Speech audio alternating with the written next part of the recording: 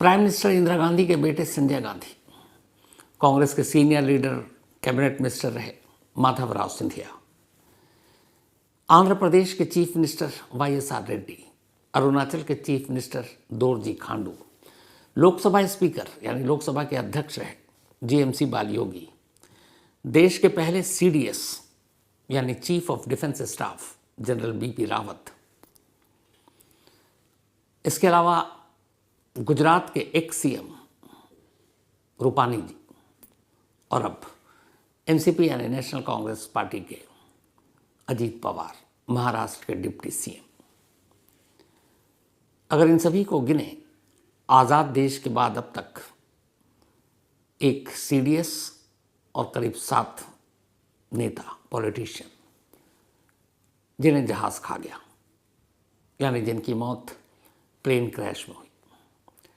आज उसी चैप्टर में एक और नाम जुड़ गया और वो है अजीत पवार।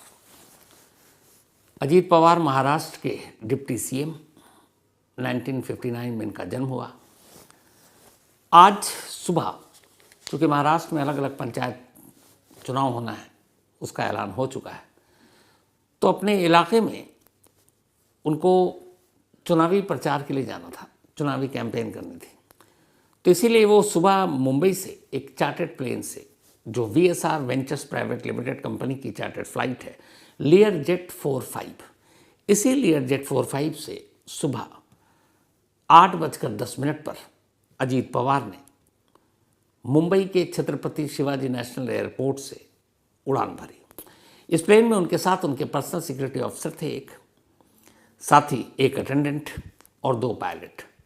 दोनों पायलट कैप्टन सुमित कपूर और को पायलट शांभवी पाठक। 5 लोग इस प्लेन में सवार थे। 9 सीटर ये प्लेन और 2 इंजन इसमें। आमतौर पर छोटे प्लेन में 2 इंजन का मतलब होता है कि काफ़ी ठीक ठाक है। अब मुंबई से इन्हें बारामती पहुंचना था। मुंबई से बारामती की दूरी करीब हवाई रास्ते से 250 किलोमीटर है, 250 किलोमीटर।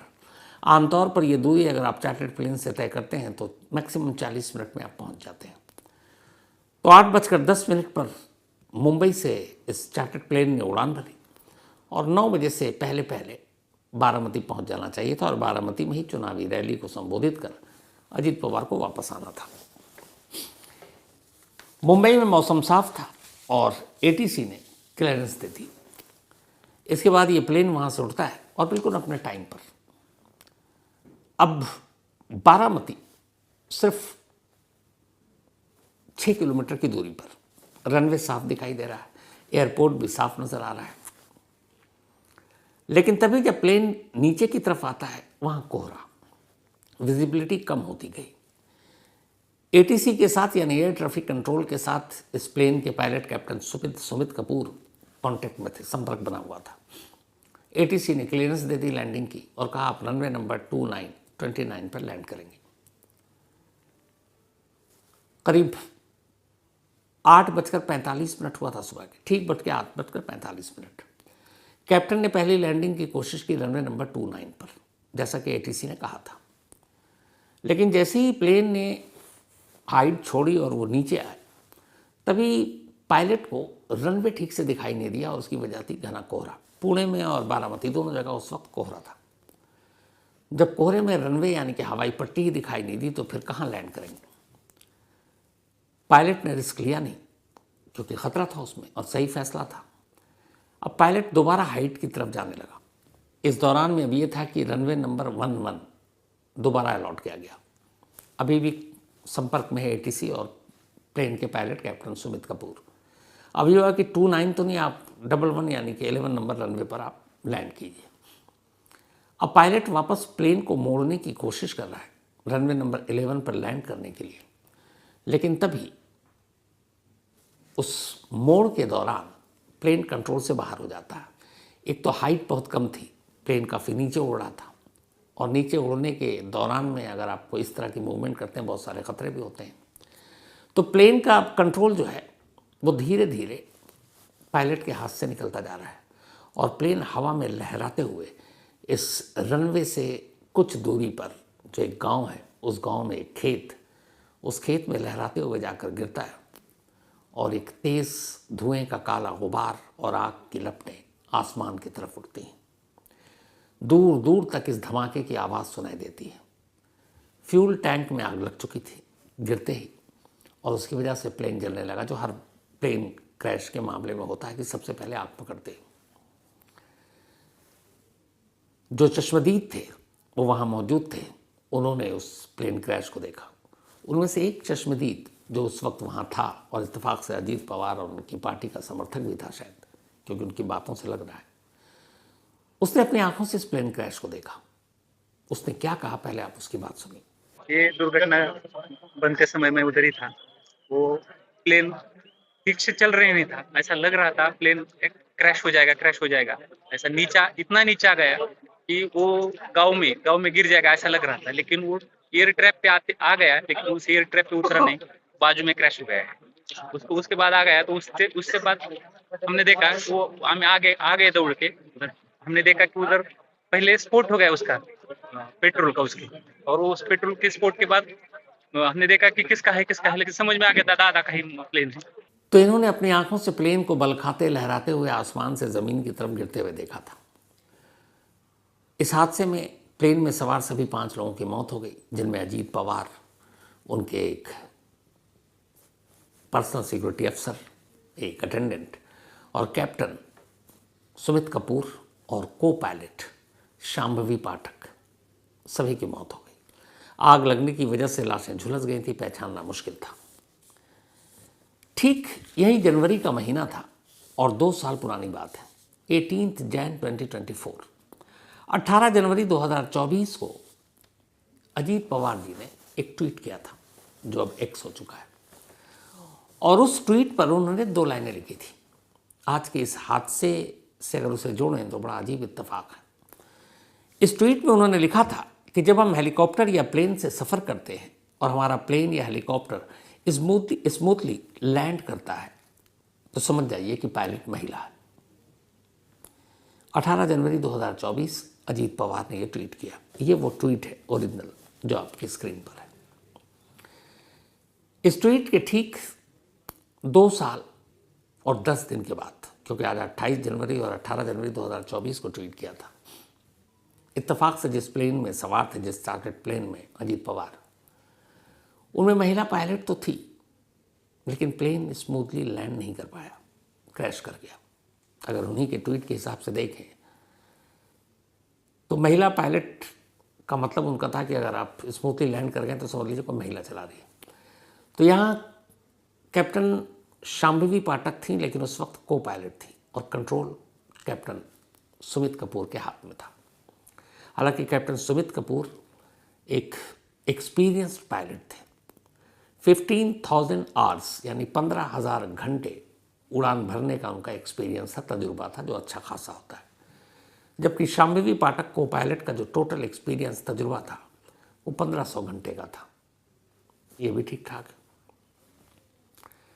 कैप्टन सुमित कपूर इससे पहले सहारा, जेटलाइट, जेट एयरवेज, इन सब एयरलाइंस में भी बतौर पायलट काम कर चुके, उड़ा चुके प्लेन को, तजुर्बेकार थे। अब सवाल ये है कि ठीक रनवे के पास आकर ये प्लेन क्रैश क्यों किया, इसकी वजह क्या है? तो जो एक्सपर्ट्स हैं उनका मानना है कि ये प्लेन टेक्निकल खामियों की वजह से, तकनीकी गलतियों की वजह से बिल्कुल क्रैश नहीं कर सकता।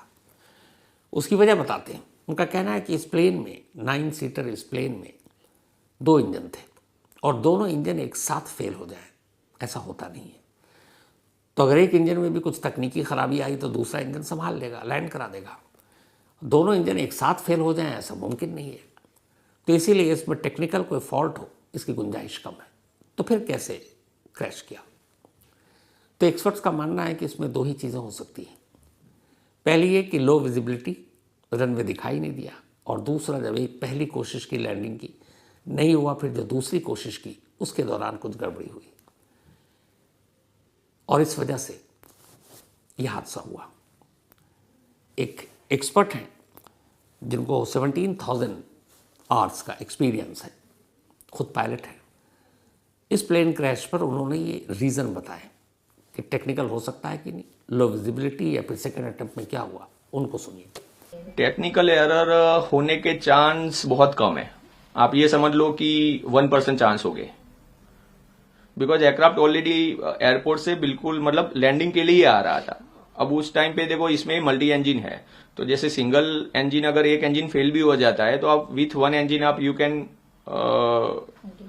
Continue with up to airport, उतना इश्यू नहीं आता है। विंटर है तो विजिबिलिटी लो थी उस टाइम पे, और मेरे ख्याल से पूना की विजिबिलिटी तब 2500 मीटर थी, तो यहाँ पे भी विजिबिलिटी लो ही रही होगी because it's a nearest airport. So एक तो लो विजिबिलिटी रीजन हो सकती है, दूसरा जब एयरक्राफ्ट अप्रोच पे फाइनल अप्रोच पे आया था, जब शॉर्ट फाइनल पे था, तो ऑलरेडी जो उसका एक अप्रोच का वो रहता है हाइट, उससे वो लो था, तो एक वो भी था। और वहां पे क्या होता है कि जब वीएफआर पे आता है और जब विजिबिलिटी लो रहती है तो रनवे क्लियर दिखता नहीं है, तो हो सकता है वो प्रॉपर अपनी अलाइन नहीं हो गए फाइनल अप्रोच से, तो उसने जैसे रनवे नजदीक से दिखा होगा तो उसने टर्न मारने की कोशिश की होगी, तो हो सकता है उस टाइम पे टॉपल हो गया एयरक्राफ्ट, और वहां पे गड्ढे थे सब, तो गड्ढे में टॉपल होके गिर गया है जहाज। तो इसमें दो रीजन हो सकते हैं, एक तो लो विजिबिलिटी की वजह से, दूसरा कि जब शॉर्ट फाइनल पे होता है तो पावर भी बहुत कम रहता है एयरक्राफ्ट में, तो उस मोमेंट पे अगर आप लो हो बराबर और आपको अगर टर्न मारने जाते हो तो आपके पास एयरक्राफ्ट में पावर नहीं और लोड तो है ही, तो उसकी वजह से टॉपल हो सकता है एयरक्राफ्ट। तो ये थे कैप्टन दीप्तेश चौधरी। ये जो प्लेन है लियरजेट 45, ये असल में एक अमेरिकन कंपनी बॉम्बार्डियर इसने शुरू की थी। इस प्लेन को उसी ने बनाया, बॉम्बार्डियर। और सबसे पहले 7 अक्टूबर 1995 को ये पहला प्लेन बना था अमेरिका में। लेकिन 1995 में बनने के 3 साल बाद 1998 में अमेरिका के अंदर ही लियरजेट का पहला प्लेन क्रैश किया, लेकिन इसमें किसी की मौत नहीं हुई। उसके बाद से अब तक दुनिया में कुल 6 बार लियरजेट के प्लेन क्रैश कर चुके हैं। ये दूसरी बार है इंडिया में। पहली बार 2023 में मुंबई एयरपोर्ट पर लियरजेट का एक प्लेन इसी बारिश और कम विजिबिलिटी की वजह से प्लेन क्रैश कर गया था। तो ये सेकंड टाइम है। हालांकि 2012 में इस कंपनी ने अब लियरजेट के इस मॉडल को बनाना बंद कर दिया, इसका प्रोडक्शन बंद कर दिया। बट आखिरी जो डिलीवरी हुई थी वो 2017 में हुई थी। उसके बाद से अब ये इस मॉडल का प्लेन ही नहीं बन रहा है। पूरी दुनिया में 248 इस कंपनी के ये प्लेन है जो आज क्रैश किया था। आमतौर पर इस प्लेन का इस्तेमाल लोग चार्टर्ड या फिर प्राइवेट जेट के तौर पर करते हैं। 2 घंटे के लिए अगर आप ये प्लेन लेते हैं तो उसका किराया 8 से 10 लाख रुपए है। और जो VSR वेंचर्स लिमिटेड है जिसके तहत ये प्लेन उड़ा है इंडिया में, इसके पास इस मॉडल के लियरजेट कुल 7 प्लेन, अब उनमें से एक तो आज क्रैश कर गया, तो अब 6 बचे हैं। तो ये इसकी ये भी है, ये ज़्यादातर पॉपुलर इसलिए भी है कि एक तो डबल इंजन है और एक बार अगर फ्यूल टैंक आपने भर दिया पूरा तो नॉन स्टॉप 3700 किलोमीटर तक का सफ़र आसानी से तय कर सकता है।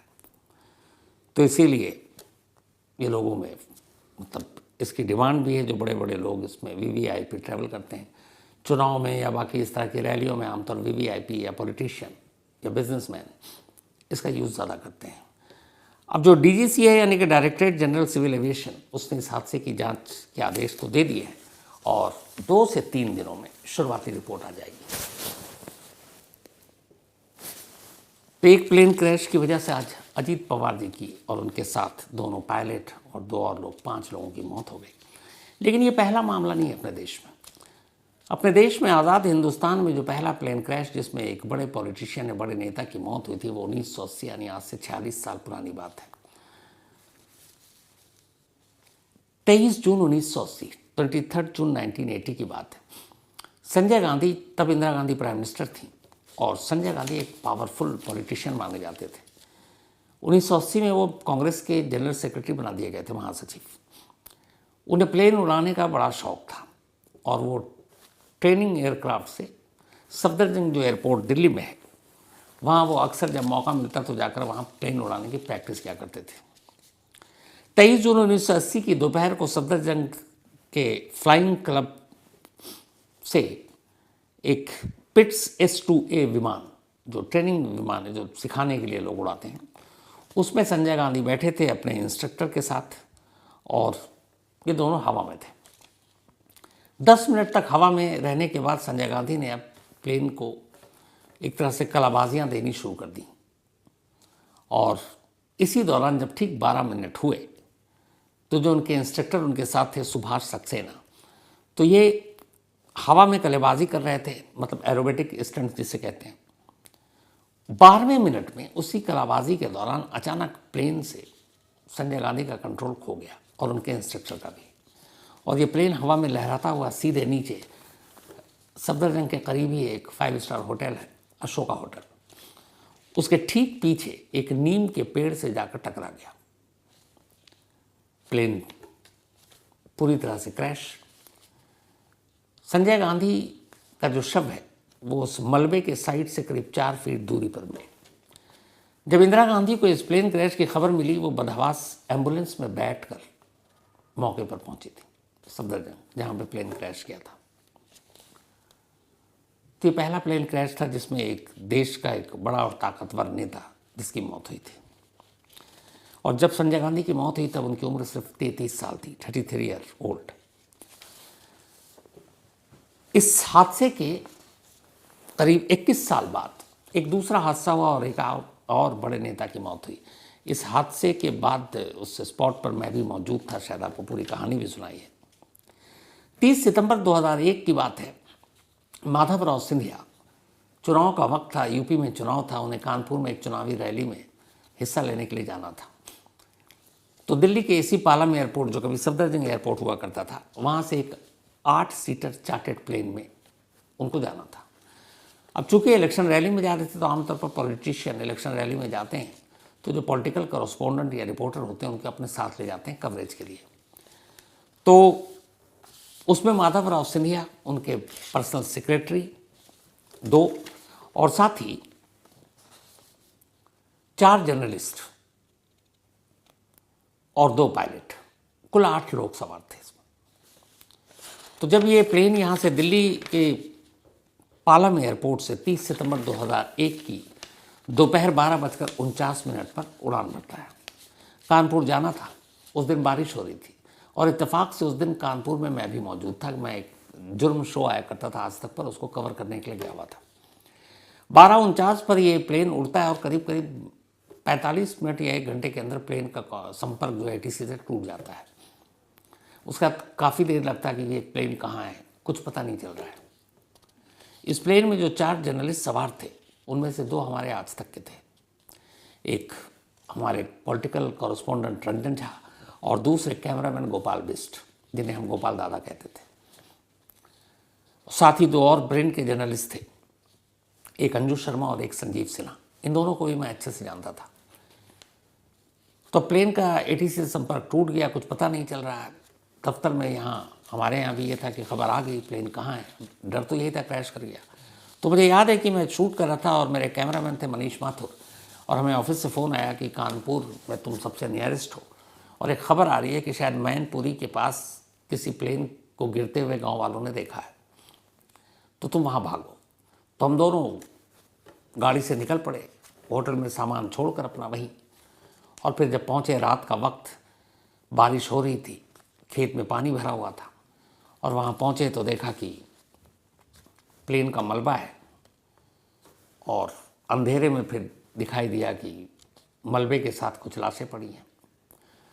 उस रात में कैमरे की जो लाइट थी उसको जलाकर मनीष माथुर ने और हम लोगों ने एक एक कर फिर उन लाशों को देखना शुरू किया। तो माधवराव सिंधिया जी की जो लाश पहचानी, तब तक एक सलमान खुर्शीद हैं कांग्रेस के नेता, वो भी पहुंच चुके थे। तो उनका एक वाइट शूज़ था, जूता, जो उन्होंने पहन रखा था। एक तो उससे क्योंकि उनकी पहचान थी, दूसरा उनके गले में एक लॉकेट था जिसमें माँ दुर्गा बनी थी, सोने का लॉकेट, उससे। रंजन झा जो हमारे रिपोर्टर थे, उनकी लाश, शक्ल और चेहरा सब ठीक था, तो पहचानने में दिक्कत नहीं हुई। लेकिन जो गोपाल बिस दादा थे हमारे कैमरामैन, उनकी लाश बुरी तरह जली हुई थी। तो उनकी लाश की शिनाख्त ऐसे हुई कि उनके सीने पर वो सोनी का जो बेल्ट था, कैमरामैन जो बैग लेकर चलते हैं जिसमें कैमरा होता है, वो बेल्ट चिपका हुआ था सोनी का। तो मनीष माथुर ने पहचाना कि ये दादा है। फिर अंजू शर्मा और संजीव सिन्हा की भी लाश पहचानी। तो ज़्यादातर लाशें जली हुई थी। और ये हादसा जो हुआ ख़राब मौसम की वजह से हुआ। और कहते हैं कि पायलट उस वक्त कह रहा था कि मौसम ख़राब है, इस वक्त उड़ान नहीं भरते हैं, लेकिन कई बार लोग ज़बरदस्ती भी करते हैं। तो ख़राब मौसम की वजह से ये मैनपुरी के पास एक गांव है, वहाँ पर जाकर ये प्लेन गिरा था और इसमें सिंधिया जी के साथ कुल 7 लोगों की मौत हो गई। इसके बाद 2 सितंबर 2009 की तारीख आती है जब आंध्र प्रदेश के मुख्यमंत्री यानी चीफ मिनिस्टर YSR रेड्डी, वो भी अपनी पार्टी के एक प्रोग्राम में, ये भी कांग्रेस से थे, हिस्सा लेने के लिए हेलीकॉप्टर से हैदराबाद से चित्तूर जा रहे थे। 2 सितंबर 2009 की सुबह 8:38 पर यह हैदराबाद के बेगमपेट से उड़ान भरती है। ये भरते हैं हेलीकॉप्टर में। उड़ान भरने के कुछ देर के बाद ही इस हेलीकॉप्टर का भी संपर्क ATC से टूट जाता है और पता ही नहीं चलता। अब एक चीफ मिनिस्टर एक हेलीकॉप्टर समेत गायब, जाहिर सी बात है सभी परेशान। इसके बाद एक सर्च ऑपरेशन शुरू होता है। पूरे 25 घंटे तक ये सर्च ऑपरेशन चलता है। सर्च ऑपरेशन चलने के बाद जब ये पहुंचे थे, एक वहाँ बहुत ही घना जंगल है नल्ला मल्ला, वहीं पर उस जंगल से ही संपर्क टूटा था और उस दिन भी मौसम खराब था और जंगल में घने बादल थे। 25 घंटे तक हेलीकॉप्टर को एयरफोर्स, आर्मी, बाकी लोगों ने ढूंढना शुरू किया और आखिरकार 25 घंटे बाद 3 सितंबर 2009 को करनूल के पास एक पहाड़ी पर चॉपर का मलबा मिलता है। चॉपर में कुल 5 लोग सवार थे, जिनमें YS रेड्डी साहब भी थे। सभी की मौत हुई और लाशों की हालत बहुत बुरी थी। 30 अप्रैल 2011 अरुणाचल प्रदेश के चीफ मिनिस्टर मुख्यमंत्री दोरजी खांडू ये पवन हंस के एक हेलीकॉप्टर से तवांग से ईटानगर जा रहे थे। चॉपर में दोरजी के साथ 4 और लोग सवार थे, लेकिन उड़ान भरने के कुछ देर बाद ही यह हेलीकॉप्टर ATC के कांटेक्ट से बाहर हो गया, संपर्क टूट गया, कुछ पता नहीं चला। अब ये हुआ कि चीफ मिनिस्टर का हेलीकॉप्टर संपर्क से बाहर है और संपर्क ATC से टूट जाए तो फिर एक खतरा तो होता है कि कुछ हो गया है। अब सर्च ऑपरेशन शुरू हुआ। यह भी एक बहुत बड़ा सर्च ऑपरेशन था और यह सर्च ऑपरेशन पूरे 4 दिन तक चला। 30 अप्रैल को CM इस हेलीकॉप्टर से गायब हुए थे और 4 दिनों बाद 4 मई 2011 को अरुणाचल के पश्चिमी कामेंग डिस्ट्रिक्ट में चॉपर का इसका मलबा मिलता है और उस मलबे के साथ CM की लाश मिलती है और उनके साथ जो बाकी लोग थे उनकी भी लाशें मिलती है। 8 दिसंबर 2021 ये वो तारीख थी जब पॉलिटिशियन नहीं बल्कि एक आर्मी मैन, देश के पहले CDS यानी chief of defence staff general Bipin Rawat साहब, ये एक हेलीकॉप्टर से, आर्मी के हेलीकॉप्टर जो रशिया में बना था, सुलूर आर्मी बेस गए थे और सुलूर आर्मी बेस से अब इनको वेलिंगटन के डिफेंस सर्विसेज स्टाफ कॉलेज में जाना था, वहाँ इनको एक लेक्चर देना था। जनरल बिपिन रावत साहब के साथ उनकी पत्नी मधुलिका रावत भी थी और साथ ही इन दोनों के अलावा 12 और लोग उस हेलीकॉप्टर में सवार थे, यानी कुल 14। लैंडिंग से ठीक पहले उस दिन भी मौसम खराब, घने बादल। चॉपर एक पायलट को, चूँकि मौसम इतना ख़राब था और बादल बहुत नीचे, सामने पहाड़ी थी, पहाड़ी दिखाई नहीं दिया और चॉपर जाकर पहाड़ से टकरा गया और क्रैश कर गया। 13 लोगों की मौके पर ही मौत हो गई, जिनमें जनरल बिपिन रावत और उनकी वाइफ भी थी। एक शख्स, एक ग्रुप कैप्टन वरुण सिंह, ये घायल मिले। लगा कि चलो इनकी ज़िंदगी बच जाएगी। इसके बाद इन्हें एडमिट किया गया। 8 दिन तक ये अस्पताल में रहे, लेकिन 8 दिन बाद ज़िंदगी की जंग हार गए और ग्रुप कैप्टन वरुण सिंह की भी मौत हो गई। इस तरह जनरल बिपिन रावत के साथ इस चॉपर में सवार सभी 14 लोगों की जान चली गई।